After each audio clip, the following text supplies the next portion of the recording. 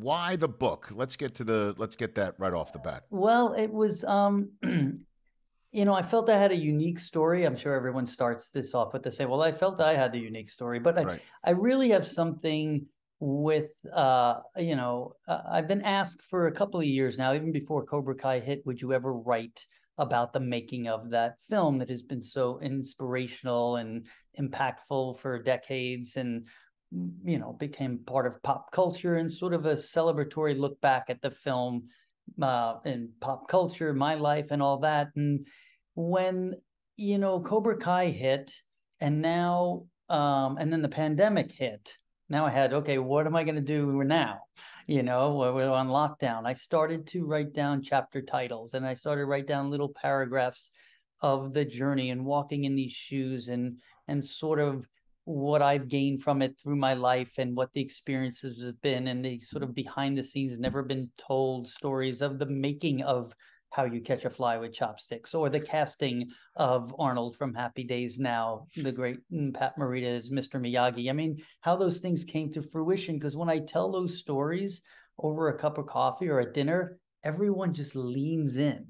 And I knew I had that. I had an interest, but what really kicked it to another level is having the relevance. So it's nostalgia and contemporary relevance at the same time, and that's quite unique. And so it's kind of only a story I could tell what it's been like walking in those shoes, the ups, the downs, the highs, the lows, but ultimately the embrace at the end of it of this gift that has kept on giving.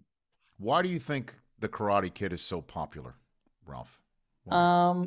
Because it's a combination of things in my view. Why it works and has stood the test of time as a piece of storytelling is it works on a human level. The themes are still relatable.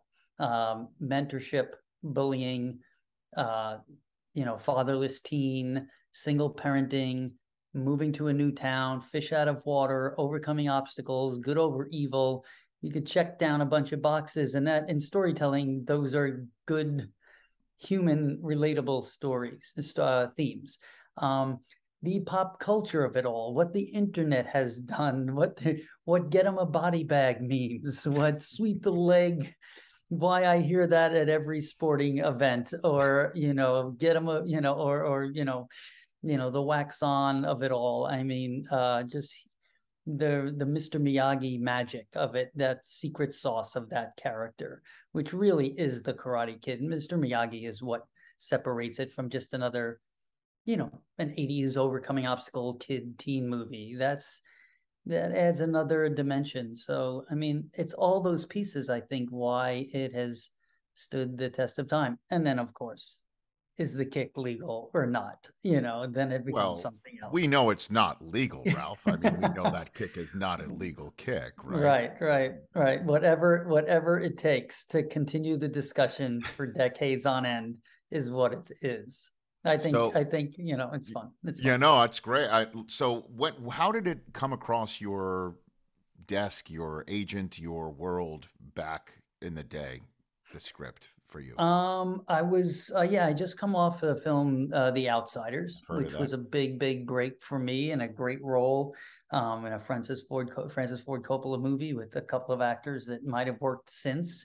And I'm sitting in, as I write it in the book, I'm sitting in this faux leather black beanbag chair with shag carpeting in my room, and the phone rings loud, a typical dial phone that I still had. I might have been push button by then. That's how behind the times.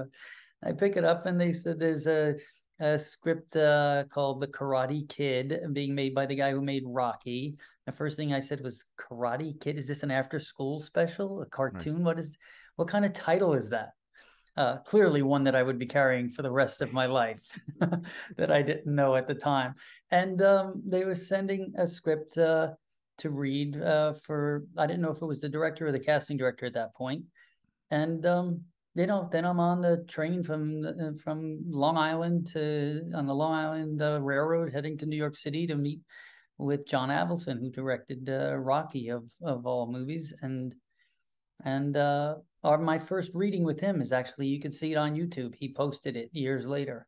And it's really kind of remarkable to see Daniel LaRusso was Daniel LaRusso from Jump Street. You know? And when did Pat Morita get hooked up? There was more resistance. There was certainly resistance to him because of I think Jerry Weintraub, the late great producer, is a larger than life producer. Jerry Weintraub was like, I remember him. He was a Catskills comic. There's no way he's going to be in this picture.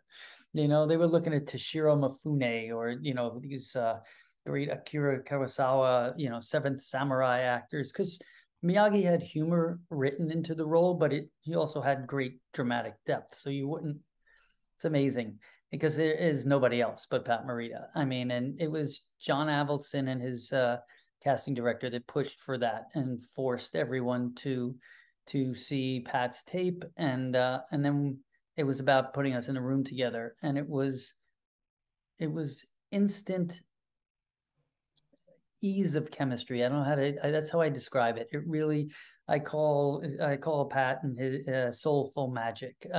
That's what it was when I worked with him. It sounds corny and all that other stuff, but it was just easy and natural. Well written, certainly, but there was just something, a little magic dust there, and it's still, when I see those scenes, they still have that.